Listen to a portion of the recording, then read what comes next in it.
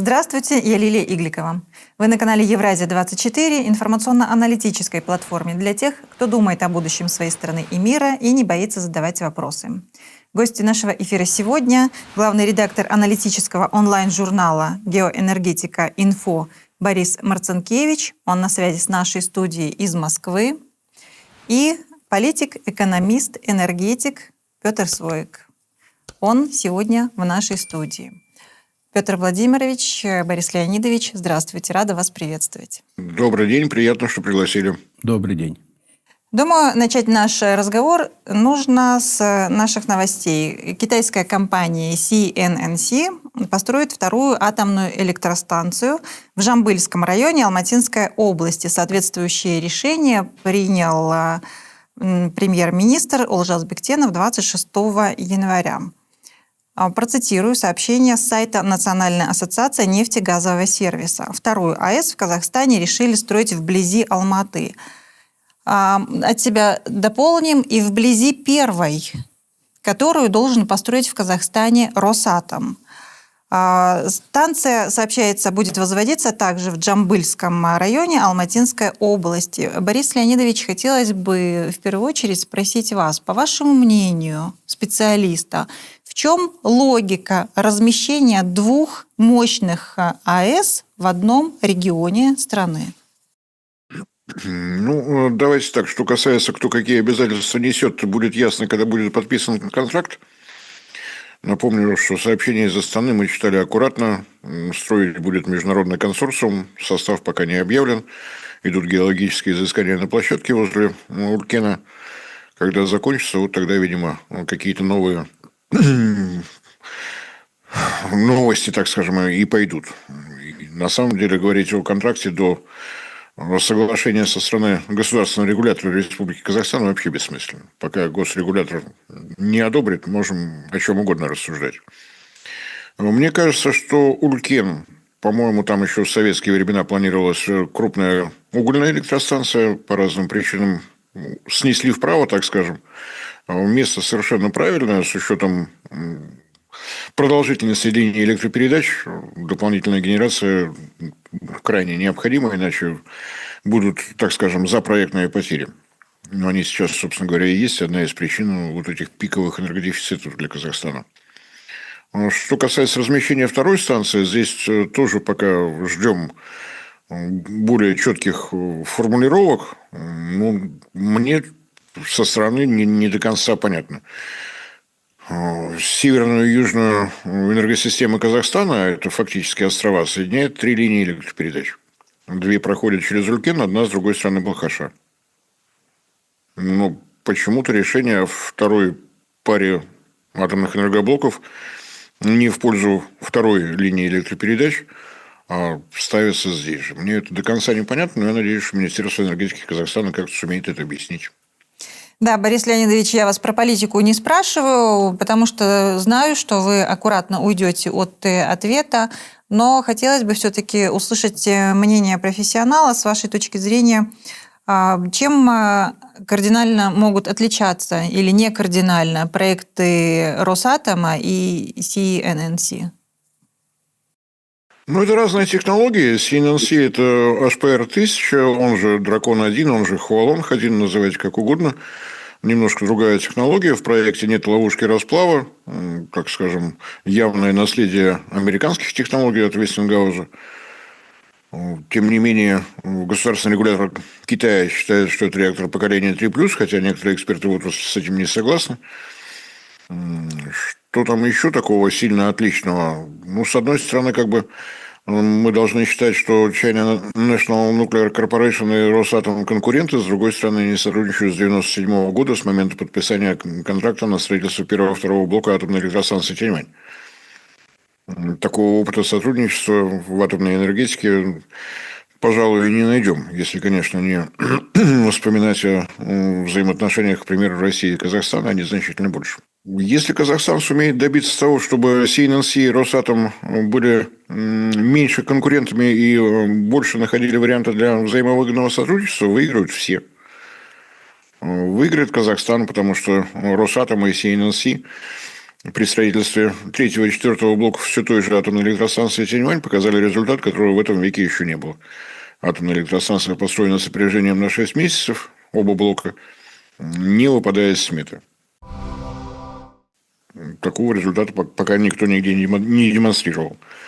Выиграет Росатом, потому что после всего, что было на атомной электростанции Аккую, с отказом от обязывающего договора со стороны германской компании Siemens, сотрудничество с CNNC по электрической части, так скажем, выгоднее с китайскими специалистами. Они соблюдают договоры, поскольку страна цивилизованная, не Германия. Выиграет CNNC. При всем том количестве атомных энергоблоков, которые строятся этой компанией, этой корпорацией, если правильно, все они строятся на территории Китая. Стройка за рубежом – это совершенно другой опыт. Это умение работать с регулятором, прежде всего, с надзорными органами, с заказчиком, агентство по атомной энергетике Казахстана. Это другие условия логистики, другие условия финансирования и так далее, и так далее. То есть здесь и Росатому, и СННС есть чем обменяться. Опыт у них достаточно большой. Что касается дополнительных выигрышей для Казахстана, ну, совершенно очевидно. Будет укрепляться научно-техническая школа, будут появляться новые специалисты, и филиал МИФИ, открытый у вас, будет этому только способствовать. Кроме того, работающий завод по производству ядерного топлива, по фабрикации ядерного топлива, если точнее, не исключено, что получит такую логическую приписку из своей урановой руды производить топливо для своей атомной электростанции. Это, по-моему, совершенно логично. Не исключено, что с учетом того, что нынешний весь объем продукции идет в Китай, то речь зайдет о расширении производственных мощностей, что опять же только полезно. Вот если коротенько. Да, Петр Владимирович, хотелось бы ваше мнение тоже услышать. Видели ваше выступление на вашем же YouTube-канале, посвященное этой тематике. Давайте вспомним наш референдум, когда решался вопрос вообще строить, быть или не быть АЭС в Казахстане, если быть, то где. Тогда рассматривались как раз поселок Улькен в Жамбыльском районе Алматинской области на берегу озера Балхаш, а также город Курчатов. А что теперь? Ну, объяснений в чисто электроэнергетическом смысле, в экономическом смысле, почему две крупные станции располагаются рядышком, их не существует. Но надо хорошо понимать, и это и есть объяснение, что электроэнергетика – это даже не экономика, это чистая политика, тем более сейчас, когда весь мир, если уж так немножко упрощать, но самая суть, он-то делится между энергетическими глобальными игроками, то есть и США, и Китай, и Россия, они делят между собой, скажем так, мировую энергетику. Это первое, что надо знать. Второе. Вот эта самая энергетика, она ни в России, ни у нас в рамках этих наших нынешних постсоветских суверенных моделей не создавалась. Она унаследована, и она эксплуатировалась просто. И не просто эксплуатировалась, а использовалась для извлечения частной прибыли. И сейчас она, естественно, подошла к ситуации, когда ее надо и обновлять, и расширять, а инфраструктуры под это нет. Вот тут, смотрите, ключевое. Любое сколько-нибудь серьезное решение в энергетике, ну, там, например, где Балхашскую станцию располагать, где Курчатовскую и какую Курчатовскую станцию располагать, это политика. Это политика. И вот на этом уровне, ну, сначала давайте немножко все-таки чисто технику, а потом подведем к политике. Значит, нужна ли Балхашская атомная станция в поселке Улькен, который раньше назывался энергетический, который был построен для строительства южно-казахстанской ГРЭС в те времена, и ГРЭС-то не успели построить, СССР развалился, а вот мощную подстанцию ЮК ГРЭС там поставили. Нужна ли там Балхашская АЭС? Безусловно и необходимо, потому что сама по себе северная энергозона Казахстана, которая одновременно является и там, Алтайской, Уральской, Сибирской и Волжской частями российской энергетики, она от южной энергозоны Казахстана, которая одновременно является частью киргизской, таджикской и узбекской энергетики, между ними 1500 километров. Ну, условно говоря, от Караганды до Алматы. И там вот протянули еще в советские времена одну 500-ку, теперь вторую. Дорого, неудобно, но абсолютно необходимо. Вот эту пустыню надо было связать вот этими линиями.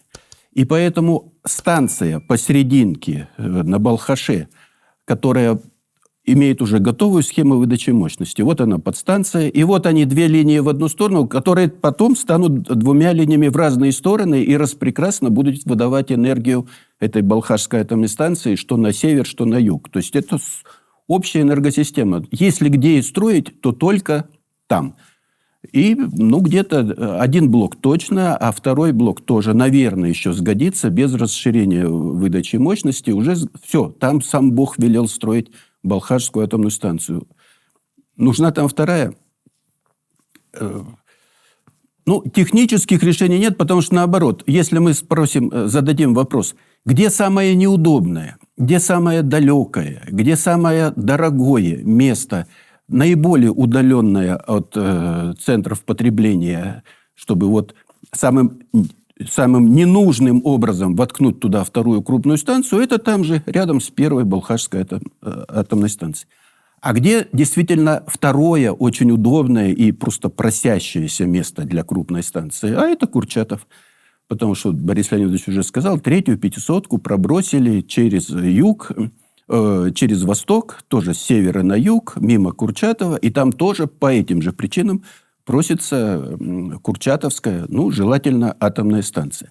До Курчатова, Петр Владимирович, мы еще доберемся, но сейчас вернусь к вашей фразе. Вы сказали, что нет логического объяснения, почему на Балхаше строится вторая АЭС. В техническом, в электроэнергетическом смысле и в экономическом смысле нет логического объяснения, как раз наоборот. Самое неудобное место – это вот там. А трансграничные реки не являются логическим объяснением? Я главную эту мысль должен сказать. Но есть политический уровень, на котором вопрос, как я понимаю, и решен. Вторая станция китайская, это чистая политика. А где китайцам удобнее строить? Это моя версия, но я просто других объяснений не имею. А им удобно строить на берегу океана, на берегу моря, на берегу залива, но не на речке. Речка – это тяжело, заморачиваться, там гидрологию надо знать. Да и вообще это не китайская река, и кто ее знает, как этот Иртыш течет через Курчатов. А Балхаш, вот он, очень удобное место. И китайцы говорят, здесь будем строить. И на политическом уровне, а у меня других объяснений нет, вот это совершенно не годящееся в электроэнергетическом и в экономическом смысле решение реализуется. И добавлю все-таки, в Курчатове тоже будет строиться станция. Правильно, молодцы, запланировали. Но угольная. А почему не атомная? А потому что китайцы решили рядышком с Улькеном. А там какая? А там угольная. Хорошо, уголь тоже надо развивать. Но там частный угольный разрез рядышком. А частный – это прибыль и так далее. То есть, к сожалению, у меня такое объяснение, оно печальное, но объяснение. Это кормушечная энергетика. Пока электроэнергетическая схема, она не для того, чтобы развивать энергетику для открытия потребностей населения и экономики. Это для частной прибыли, к сожалению. А развить это так не получится. И тут мы очень быстро идем в тупик. И моя задача просто про это предупредить. Борис Леонидович, он человек дипломатический, он так не будет говорить, хотя я знаю, что он точно так же думает. А я вынужден прямо сказать, надо электроэнергетику из частной кормушки, которая до сих пор так и остается, и из политического инструмента надо же подпирать и технико-экономическими обоснованиями, которых нет. Есть такое мнение, что раз трансграничные реки обеспечивают нам значительный приток воды из Китая через тот же Иртыш и Или, то Казахстан как раз и заинтересован в строительстве второй АЭС именно на Балхаше, потому что тогда и Китаю будет интересно и выгодно следить за экосистемой, в которую входит озеро Балхаш. Но тут, конечно, другой вопрос. Или и Капчагайское водохранилище наполняет. Лиль, к сожалению, совершенно неинтересно и невыгодно. Одна из принципиальных моментов. Значит, энергетика Казахстана есть неотъемлемая часть российской, равно как и среднеазиатской, а все вместе это есть общая энергосистема. И такой ей быть, как ее там не дели на суверенные кусочки. Китайская электроэнергетика принципиально другая, своя, и между ними связи нет и не будет. Я еще раз подчеркну, не будет этой связи, потому что Китай никогда не будет пускать в свою электроэнергетику кого-то чужого и тем более не будет опирать свое электропотребление на какие-то вынесенные за его пределы крупные энергоисточники. Китай – это свой мир, и Китай будет у нас строить атомную электростанцию для того, чтобы построить, чтобы мы были зависимы там, от технологий, от оборудования, от всего прочего. Ну, в хорошем смысле зависимы. Вот. Но это не китайская энергетика, это наша энергетика, в отличие от российской. То есть российская атомная станция, она будет, понятно, что наша, построенная Росатомом, но она одновременно будет и российской в том смысле, что это вот транзит, связывающий российскую со среднеазиатской энергетикой. В этом политическая разница. Китайская станция будет не будет иметь никакого отношения к электроэнергетике Китая. А Балхашская станция, она будет и казахской, и российской, и киргизской, и узбекской, поскольку это одна и та же система. Ну и тогда возвращаемся к ТЭЦ в Курчатове, как и обещали, которая будет построена на 700 мегаватт, работать на угле. Курсив печатает такую информацию. Стоимость ТЭЦ составит 760 миллиардов тенге. Акционерами Каражера являются Владислав Огай, Элина Огай, Эдуард Огай, у каждого по 25% акций. Владимир Джуманбаев, 21 место с капиталом $472 миллиона, 20%. И брат-близнец, экс-председатель Мажилиса парламента Нурлана Нигматуллина, Ерлан Нигматуллин с 10%. Это сообщает Курсив, напоминаю. Вот, может быть, перечень этих акционеров и является ответом на вопрос, почему все так происходит. Вы описали уже картинку насчет и частного капитала, и государственного участия в этих бизнес-проектах. Ответ, к сожалению, да. И эту ситуацию надо менять. А она старинная. У нас с 22 года свежая есть конституционная норма о том, что земля и недра принадлежат народу, в том числе и уголь на Каражера, тоже должен принадлежать народу. И он должен без вытаскивания частной прибыли работать на эту Курчатовскую станцию. Но история-то старая. История это еще чубайсовско-аблязовских времен, когда угольную отрасль фактически все приватизировали. И в России, по-моему, тоже. И, по-моему, она там как раз лежит на боку, в том числе из-за этого. А давайте уже копнем. А кто был первым частным владельцем Каражера? Некто Кижан Макжанович Кожегельдин, который вскоре после этого с должности такого крутого бизнесмена-владельца этого угольного разреза стал и премьером. И Галымжан Жакиянов, который тоже, как говорится, в истории оставил свой след. И потом, когда Кожегельдин занялся политикой, он элементарно был вытеснен, а чуть позже этот разрез забрали и у Галымжана. А кому отдали? Ну вот, я не знаю, кто такие Агаи. Хотя у всех вот этих владельцев есть один бапан. Его звали Владимир Васильевич Ни. Он был управляющим Хозу Совмина еще в те советские времена, потом перешел уже в суверенные времена. Вот, он и подобрал таких вот, что называется, эффективных собственников. Корейцев, еврейцев. Это вот с тех пор. И понятно, что это тоже политика. Это тоже политика. Это, и еще раз повторяю, строить Курчатовскую станцию на угле я 2 руки за, правильно, надо только хорошие технологии применить. Я категорически против, если государство как тарифодатель, назначающий тариф, начнет, ну, не впрямую, а так, туда вот, подсовывать еще и частную прибыль вот этих вот замечательных участников списка Форбса. Земля и недра принадлежат народу Казахстана, это тоже часть народа, но не весь народ записан в списке Форбса у нас. Вот. То есть сама по себе объективная стоимость киловатта при новом строительстве, она где-то 2-3 привычные нам тарифных уровня. Объективно. А если туда еще и совать частную прибыль, что это будет? Спасибо большое. Будем думать, наблюдать за ситуацией. Спасибо за сегодняшнюю встречу. До свидания. Спасибо, всего доброго.